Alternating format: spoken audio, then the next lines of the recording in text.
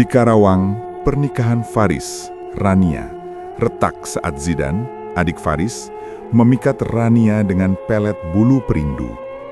Kedekatan mereka bermula dari rayuan berselimut kasihan, lalu berubah menjadi hubungan gelap yang adiktif, romantis, sekaligus kabur patasnya. Ketika Rania hamil, rumah terasa makin dingin. Bisikan dari kendi terdengar tiap malam, dan aroma minyak misik memerangkap udara. Rania mendadak terkena santet, kulitnya membusuk perlahan, terutama di dada. Sebuah kehinaan tubuh yang membuatnya terkurung rasa malu dan marah. Bayi yang lahir disasar sebagai tumbal dalam rangkaian ritual Mak Rukiah yang diam-diam dipesan Zidan demi mengikat Rania selamanya.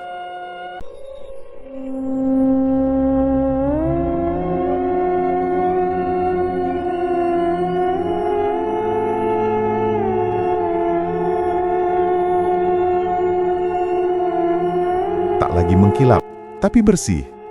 Di ruang tengah ada rak buku tipis, foto pernikahan berbingkai sederhana, dan kursi kayu tua yang selalu berderit kalau diduduki. Di kamar, di bawah ranjang, tersimpan sebuah kendi tanah liat berwarna coklat, bertutup kain hitam dan tali rapia. Di dalamnya, minyak misik putih yang wangi getir, dan sehelai bulu halus sepanjang jari telunjuk. Orang kampung menyebutnya bulu perindu. Sejak beberapa hari Rania sulit tidur. Ia akan mematikan lampu, membenarkan selimut, memejamkan mata, lalu ada sesuatu yang menahan nafasnya. Sunyi yang terlalu sunyi. Sunyi yang tidak kosong, justru seperti menunggu. Malam itu hujan tipis turun, menepuk genting, menetes ke talang yang retak. Rania bergoling, menatap siluet wajah Faris di sampingnya. Suaminya tidur pula setelah lembur di gudang. Dada Faris naik turun stabil. Wajahnya lelah, namun tenang. Rania membuang pandang ke jendela. Tirai bergerak pelan, padahal tidak ada angin dari luar. Ia menarik selimut sampai dada, berniat memaksa tidur. Saat itulah ia mendengarnya.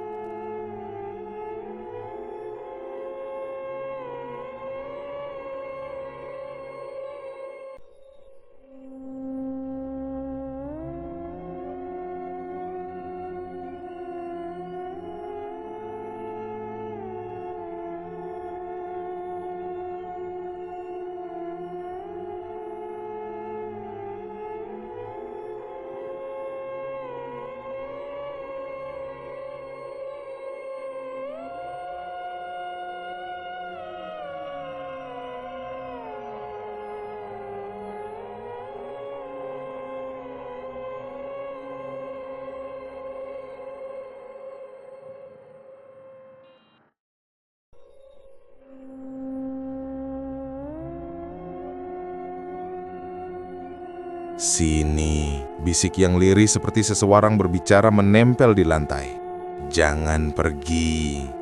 Ayo sini." Rania membuka mata lebar. Ia menahan diri untuk tidak bersuara. Dada terasa ringan sekaligus sesak. Ia menoleh ke Faris yang masih tertidur, kemudian menegakkan badan, duduk perlahan. Tak ada apa-apa di kamar. Lampu sudah dipadamkan sejak setengah jam lalu. Hanya rembulan pucat menembus celah jendela, menggambar garis tipis di ubin. "Siapa?" Suaranya tercekat, nyaris tidak terdengar. Tidak ada jawaban. Hanya tetes hujan yang memanjang di talang. Jatuh, pecah, lalu sunyi lagi. Rania menelan ludah. Jemarinya gemetar ketika meraih sisi ranjang. Ia menunduk. Kain hitam penutup kendi terangkat sedikit, seperti terpegang tangan kecil dari dalam. Rania membatung. Lalu tutup kain itu bergerak perlahan dan kembali diam. Hanya beberapa detik, namun cukup untuk membuat bulu kuduknya meremang. "Bang," bisiknya menyentuh lengan Faris. "Bang, bangun bentar." Faris menggerakkan kepala. Ada apa nih ya?" "Kayaknya ada suara," kata Rania. "Dari bawah." "Bawah mana?" "Ranjang." Faris menarik napas panjang, membuka mata setengah. "Kamu simpan lagi benda itu ya?" "Enggak, maksudnya iya, tapi ditutup rapat." "Sudah kubilang buang nih ya." Bukan karena aku takut, tapi aku nggak mau rumah ini kebawa hal yang nggak jelas. Ini warisan keluarga. Dulu kakek bilang jangan sembarang dibuang. Kalau salah, bisa balik. Faris menatap lekat istrinya. Lalu kamu mau bagaimana? Setiap malam kamu kebangun. Besok kamu pusing. Aku juga kerja jadi kacau. Rania menunduk, meremas ujung selimut. Maaf. Hujan mereda, menyisakan tetes berirama dari ujung genting. Faris merebah lagi, bergeser ke pinggir, menepuk sisi kasur, mengajak Rania kembali berbaring. Sudah, tidur. Besok pagi kita cari Ustadz Salman, kita tanya caranya menyingkirkan benda itu baik-baik. Rania mengangguk. Ia mencoba memejamkan mata. Lama, sunyi kembali mengental. Sampai nafasnya baru saja mulai memasuki ritme setengah tidur, bisikan itu datang lagi. Lebih dekat, lebih jelas. Aku belum selesai. Rania mendadak duduk. Bang, katanya. Faris tidak menjawab. Ia benar-benar terlelap. Rania menarik napas pelan, lalu pelan-pelan menyingkap ujung selimut menurunkan kaki ke ubin yang dingin. Ia berlutut dan menyorotkan ponsel ke bawah ranjang. Kain hitam masih terikat rapi, namun dari sela-selanya uap putih tipis muncul, mengalir turun seperti asap kecil yang enggan lenyap. Rania menelan ludah, meraih kendi itu dengan dua tangan, mengangkatnya ke pangkuannya. Begitu ia menyentuhnya, ada rasa hangat aneh, seperti memegang tubuh yang baru dipeluk. Kain hitam ia buka sedikit, minyak misik di dalam kendi berkilauan samar. Bulu halus itu bergerak, bukan terbawa goyangan tangan, tetapi melayang perlahan membentuk pusaran kecil, seperti ada arus di dalam cairan yang tenang. Rania menutup kembali tutup kainnya, memeluk kendi erat-erat. Ini cuma efek mata, gumamnya untuk dirinya sendiri. Aku capek. Ia duduk bersandar pada dinding, memeluk lutut, menunggu kantuk yang tak kunjung datang. Di luar, suara motor sesekali melintas. Seekor kucing mengeong lalu hilang. Jam dinding berdetak lambat. Rania tetap terjaga sampai azan subuh. Begitu tipis cahaya pagi menyelinap, ia akhirnya meletakkan kendi kembali ke bawah ranjang, menutupnya rapi. Di cermin lemari, wajahnya terlihat lebih pucat daripada biasanya. Pagi itu, Faris berangkat lebih awal. Aku pulang sore. Kalau kamu sendirian, jangan buka pintu buat orang yang gak dikenal. Iya. Faris mengangguk lalu pamit. Rania menyapu rumah pelan-pelan, mengganti sprei, menjemur bantal. Bau wangi minyak misik masih samar di kamar, seperti menempel di udara. Pada siang yang malas itu, Zidan datang. Suara motornya lebih nyaring daripada motor orang lain. Ia memarkir di depan pagar, melambai. Assalamualaikum. Waalaikumsalam, jawab Rania. Ia membuka pintu, berdiri di ambang. Faris lagi kerja. Aku tahu, Zidan menyeringai kecil. Aku diminta cek kunci gudang yang nyangkut. Sekalian mampir. Kamu kelihatan capek, Rania. Rania ingin melutup pintu, tapi tidak sopan. Masuk aja, aku bikin teh. Zidan melangkah masuk. Ia menyapu ruangan dengan tatapan cepat, berhenti sejenak di foto pernikahan di dinding. Kalian cocok, katanya ringan. Dari dulu aku bilang gitu. Rania ke dapur, merebus air, menyiapkan gelas. Ketika ia kembali, Zidan sudah duduk di kursi kayu tua. Kursi itu berderit. Hati-hati, nanti patah, kata Rania. Kalau patah, aku ganti, kata Zidan, masih menyeringai. Rania, kamu kurusan ya? Matamu kurang tidur. Angin malam, jawab Rania pendek, meletakkan teh. Zidan meraih gelas. Ujung jarinya menyentuh jari Rania. Sentuhan sesingkat engsel pintu yang nyaris tertutup. Tapi cukup untuk membuat Rania menarik tangan. Jantungnya berdebar tak karuan. Zidan menatapnya sekilas. Tidak berkomentar. Senyumnya tidak lebar, tapi juga tidak hilang. Kalau Rania butuh apa-apa, telepon aku, katanya. Bang Faris sering sibuk. Rumah sebesar ini kalau sendirian, ini kecil. Dan aku cukup cantik, gumam Zidan. Pelan, seperti bicara ke gelas teh. Rania berdehem. Gudang, katanya. Zidan berdiri. Oh ya, aku cuma mampir sebentar, biar nggak dibilang adik nggak perhatian. Ia melangkah ke teras. Rania mengikut. Angin siang bergerak malas, mengangkat sedikit ujung jilbab Ania. Zidan memandang, matanya lama, seolah ada sesuatu yang ingin ia ucapkan. Lalu urung. Ia menyalakan motor. Kalau malam kamu dengar suara, jangan dibuka pintunya. Kadang suara itu pandai meniru. Rania terdiam. Kamu dengar apa? Zidan senyum tipis. Nada orang ngantuk. Ia pergi. Rania berdiri di teras beberapa detik, memandangi jalan tanah yang mulai kering. Di dadanya ada perasaan aneh, campuran hangat yang menegangkan. Tidak enak, tapi tidak juga menyakitkan.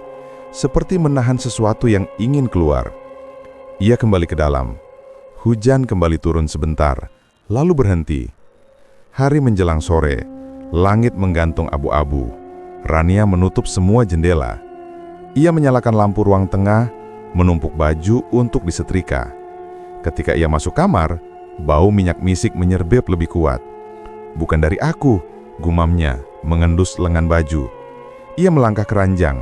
Kain hitam penutup kendi masih di tempat. Rania berjongkok, menepuk-nepuk lantai, memastikan tidak ada bocor dari genting. Tidak ada. Ia duduk di tepi ranjang, menatap sekeliling kamar yang tiba-tiba terasa lebih sempit. Menjelang maghrib, Faris pulang. Sepatunya basah, baju kerjanya lembab. Macet di pertigaan, ada truk mogok. "Teh?" tanya Rania. "Air hangat aja." Mereka makan malam sederhana, nasi hangat, sayur bening, tempe goreng. Faris bercerita soal pekerjaan. Rania mengangguk-ngangguk, menyelipkan canda tipis. Mereka tidak membahas kendi. Keduanya seolah sepakat menunda. Usai Isya, Faris terduduk di ruang tengah memeriksa grup pesan kerja. Rania membereskan piring, lalu mandi. Air agak dingin. Ia menggosok lengan kanan, merasa kulitnya lebih sensitif dari biasa. Di cermin kamar mandi, ia memeriksa wajahnya. Ada bayangan lelah di bawah mata. "Udah lama kamu nggak cerita apa-apa?" kata Faris dari pintu. Suaranya tenang. Rania menutup keran, mengeringkan tangan. "Cerita apa?" "Cerita kamu, bukan masakan, bukan tetangga, kamu." Rania menatap suaminya. Faris mendekat, menyingkirkan sedikit rambut yang menempel di pelipis istrinya. "Capek? Dikit. Kalau nggak nyaman sama rumah ini, kita pelan-pelan nabung, cari kontrakan sementara. Rumah ini cukup," kata Rania. "Cukup buat 2 orang. Dan 1 harapan," seluruh Faris. Rania menghela napas. "Jangan bercanda." Malam merayap. Lampu kamar diredupkan. Faris merebah dulian, memejamkan mata. Rania menyusul, tapi kantuknya kembali dikhianati. Hujan sudah sepenuhnya berhenti. Hening itu lagi. Hening yang seperti berdiri di sudut ruangan, mengawasi. "Rania?" Bisikan itu sangat pelan, tapi jelas. Rania menahan napas. "Siapa? Jangan pergi. Sini." Rania memedang dada sendiri. Jantungnya memukul-mukul tulang rusuk. Ia melirik Faris, tidur. Ia menoleh ke arah jendela, gelap. Lalu dari bawah ranjang terdengar bunyi kecil, seperti sesuatu menyentuh dinding tanah liat kendi. Tik, tik, tik. Ia tidak mau menyentuhnya lagi, tapi rasa ingin tahu menariknya seperti magnet. Rania duduk, menyingkap selimut, dan meraih kendi. Hangat itu menyapa telapak tangannya lagi. Ia meletakkan kendi di pangkuan, membuka sedikit kain. Minyak misik memantulkan cahaya lampu tidur. Bulu halus itu kembali bergerak, lebih cepat, membentuk lingkaran rapat, seperti menari. Rania menutup kembali, tangannya bergetar. Ia menoleh ke cermin lemari di seberang, siluetnya duduk, memeluk kendi, bahunya naik turun pelan. Ia menatap lebih lama, sesuatu di kaca membuatnya tidak bisa berpaling. Di belakang siluetnya, tepat di atas punggung, ada bentuk gelap, sepasang lengkung samar, seperti lengan yang melingkai tubuhnya dari belakang, menempel, menahan, memeluk. Lengan itu tidak ada di dunia nyata, di udara kosong di belakangnya tidak ada apa-apa, tapi di cermin, pelukan itu jelas, rapat, Kepalanya sendiri tampak sedikit menunduk, seolah dipersilahkan pasrah. "Bang," suara Rania patah. Faris bergeming, napasnya tetap teratur. Rania menatap cermin tanpa berkedip. Lingkaran bulu di dalam kendi semakin cepat berputar, menimbulkan riak-riak kecil yang memukul dinding tanah liat dari dalam. Tik, tik, tik. Kamar terasa lebih dingin. Di kaca, pelukan itu mengencang. Sebuah wajah samar merunduk di bahunya, mendekat ke telinga, tanpa mata, tanpa hidung yang jelas, hanya lekuk kabur yang dibentuk kegelapan. "Sini," bisik itu bertiup ke kulitnya, seperti angin dari dalam kaca. "Aku belum selesai." Minyak di dalam kendi mendidih sangat halus, menabuh dinding tanah liat dengan sabar. Bulu perindu berputar kencang, ujungnya seperti jarum yang mencari kulit, dan di cermin, punggung Rania seperti ditarik makin rapat ke pelukan yang tidak ada, bayangan tak kasat mata yang memeluknya dari balik kaca. Siang di Teluk Jambe terasa lembab. Hujan semalam meninggalkan genangan di halaman. Rania sibuk merapikan jemuran ketika suara motor Zidan berhenti di depan rumah. Ia menoleh, melihat adik iparnya turun dengan wajah penuh senyum. "Assalamualaikum, Kak," sapa Zidan. "Waalaikumsalam. Ada apa lagi?" tanya Rania berusaha terdengar datar. "Aku cuma mampir, gudang sudah beres, kuncinya nggak macet lagi. Aku sekalian bawa ini." Ia mengangkat plastik berisi buah. "Kasih teman kerja." Rania menerima tanpa menatap lama. "Terima kasih, taruh di dapur aja." Zidan berjalan melewati ruang tengah. Saat melangkah, pandangannya sempat berhenti di kursi goyang di pojok. Kursi itu bergerak sangat pelan, padahal tak ada yang duduk. Ia hanya tersenyum samar, lalu melanjutkan langkah. Malamnya rumah kembali hening. Faris sudah tidur, dengkurannya tipis. Rania berbalik kanan kiri tidak bisa lelap. Tubuhnya seperti digerakkan sesuatu. Dari bawah ranjang terdengar bunyi lirih, tik, tik. Lalu bisikan samar, "Rania, kesini." Ia terbangun, duduk dengan napas terengah-engah.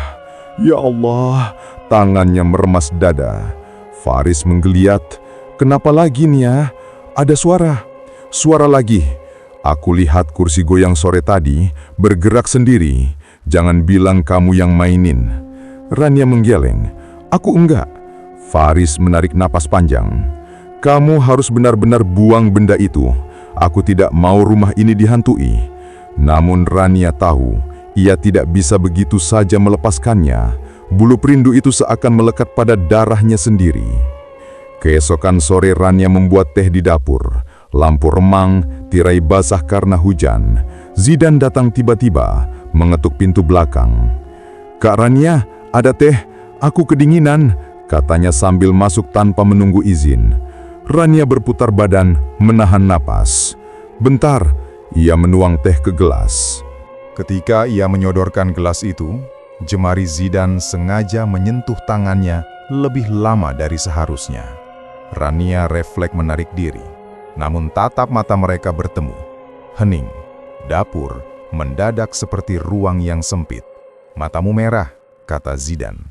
"Kurang tidur ya?" Rania menghindar. "Banyak pikiran." Zidan mencondongkan badan, suaranya ditahan pelan. "Kalau ada yang nyakitin, bilang ke aku. Aku bisa jaga Kak Rania." Rania mundur satu langkah. Saat itu juga, bunyi krek terdengar dari kamar. Kendi membuka sendiri. Bau minyak misik menyebar tipis. Rania menutup mulut, wajahnya pucat. "Kamu dengar?" tanya Zidan. "Sudahlah, jangan tanya." Mereka berdua terdiam. Hanya bunyi tetesan air dari keran yang bocor menemani. Di tempat lain, jauh dari rumah itu, Zidan melangkah ke gubuk tua di tepi pesisir Walahar. Angin malam membawa aroma amis dari air bendungan. Di dalam gubuk, seorang perempuan renta duduk bersila. Rambutnya panjang beruban, mata cekung menatap tajam. Mak Rukiah. "Kamu yakin mau ini, Nak?" Suaranya serak. "Aku ingin dia milikku, Mak. Kakak ibarku terlalu sibuk dengan dunia sendiri. Aku yang bisa bikin dia bahagia." Mak Rukiah mengeluarkan botol kecil berisi cairan putih pekat. Ini minyak misik. Campur dengan bulu perindu yang sudah kamu simpan. Teteskan di rambutmu malam Jumat. Setiap kali kamu dekat dengannya, dia tak bisa berpaling. Zidan menggenggam botol itu dengan tangan gemetar. Kalau Faris tahu, Faris hanya manusia. Yang kamu hadapi bukan dia, tapi arwah-arwah yang sudah lama menunggu. Kau harus siap bayar. Bayar apa? Mak Rukiah tersenyum miring, memperlihatkan gigi ompongnya. Ia membuka botol, meneteskan sedikit cairan itu ke rambut Zidan, mengusap perlahan sambil berbisik. Sekarang, dia milikmu, tapi bayarannya tak murah. Angin mendadak bertiup kencang dari arah bendungan. Air beriak seperti bernafas, dan dari kejauhan terdengar suara tangisan samar.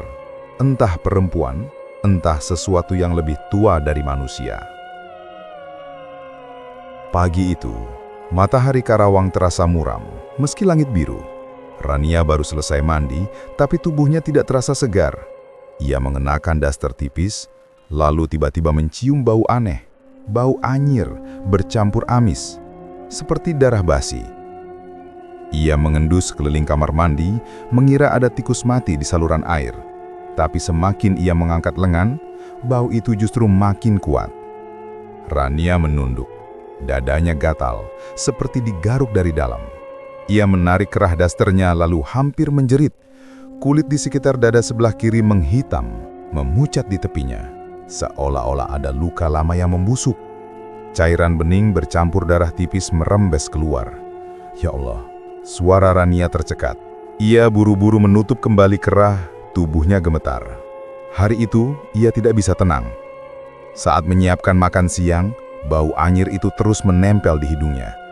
Faris yang baru pulang sebentar dari gudang menatap istrinya heran. "Kamu pucat banget nih, sakit?" Rania menggeleng cepat. "Capek aja bang. Kalau nggak enak badan jangan dipaksa. Aku bisa beli makan di luar." "Enggak, aku bisa."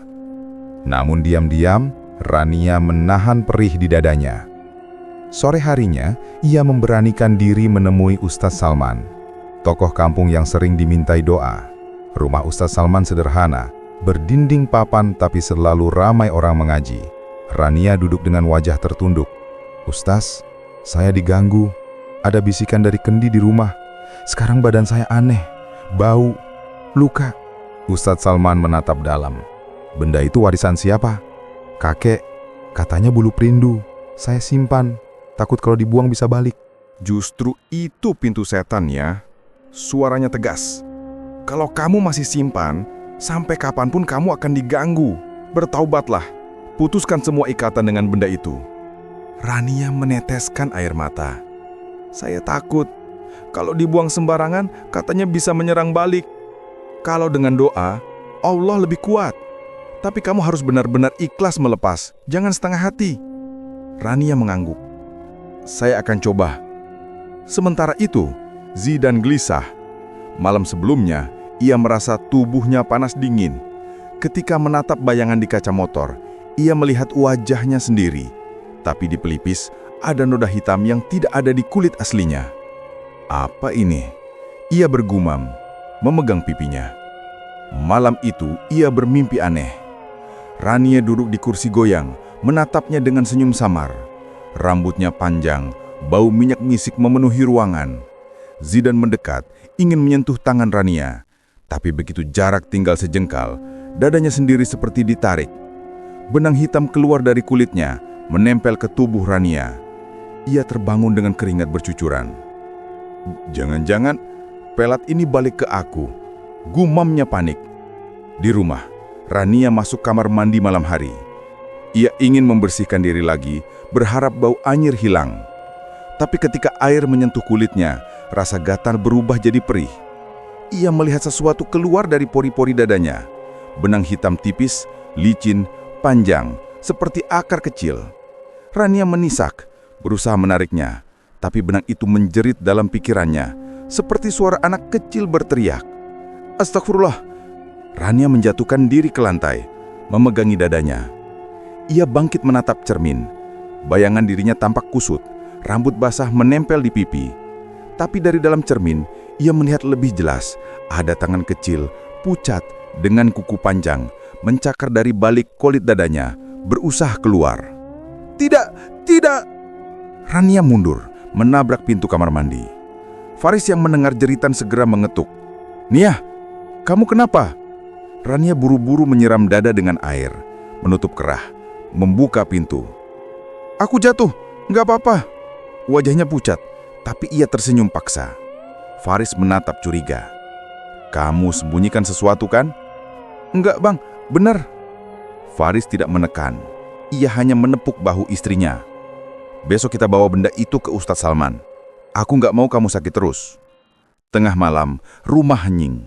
Rania terbangun karena bau anyir semakin kuat. Ia menoleh ke bawah ranjang dan membeku. Kendi itu kembali utuh, berdiri di tempat semula, bersih, seolah tidak pernah pecar semalam. Bulu perindu di dalamnya bergerak perlahan, seperti sedang menunggu. Perut Rania semakin besar. Usia kandungannya memasuki bulan ke-7, namun tubuhnya semakin lemah, seperti disedot sesuatu dari dalam. Malam-malamnya dipenuhi bisikan yang datang dari kendi di bawah ranjang. Suaranya jelas, bukan lagi lirih. Yang lahir, tukar saja, dengan tenang, dengan damai. Rania menutup telinga, berguling di ranjang, tapi suara itu tidak pernah hilang. Kadang terdengar dari sumur belakang, kadang dari dinding kamar. Janinnya bergetar setiap kali bisikan itu muncul, membuat Rania menggenggam perutnya erat sambil menangis. Suatu sore, Faris pulang lebih awal. Ia melihat istrinya duduk di teras, wajahnya pucat, napasnya pendek-pendek. Nia, kamu nggak boleh terus begini, ucap Faris khawatir. Kalau kamu sakit, anak kita juga bisa kenapa-kenapa. Aku takut bang, suara Rania pelan. Bisikan itu minta sesuatu, aku nggak sanggup. Faris terdiam, tidak tahu harus berkata apa. Saat itu, Zidan datang, membawa plastik berisi buah dan obat herbal. Bang, aku punya kenalan yang bisa nolong, kata Zidan sambil melirik Rania. Mak Rukiah, dia ngerti cara menjaga kandungan dari gangguan gaib. Faris menatap adiknya ragu. Dukun, aku nggak mau. Bukan sekedar dukun, dia ngerti doa-doa juga. Kalau nggak dicoba, bagaimana kalau Rania tampak parah? Kamu sendiri lihat kan? Rania menunduk, matanya berkaca-kaca. Aku nggak kuat bang. Faris menghela napas panjang. Baiklah, kita temui dulu. Tapi kalau dia macam-macam, aku tarik kamu. Malam itu, mereka bertiga menemui Mak Rukiah di rumah reot dekat pesisir Walahar. Udara dingin menusuk. Perempuan tua itu menatap Rania lama, matanya cekung tapi tajam. Kandungannya berat, katanya lirih. Ada yang menempel. Kalau mau selamat, harus ada ritual. Tapi apa? Tanya Faris. Harus ada tumbal. Faris langsung tegang. Tidak, aku nggak mau. Mak Rukiah tersenyum tipis. Kalau tidak, jangan salahkan aku kalau nanti yang lahir tidak bernapas. Rania menunduk, air matanya jatuh. Zidan justru mendekat. Kalau itu syaratnya, aku sanggup. Yang penting Kak Rania selamat. Zidan, bentak Faris. Aku serius bang. Apa kamu tega lihat dia menderita tiap malam? Zidan balas menatap dengan mata panas. Rania hanya terisak.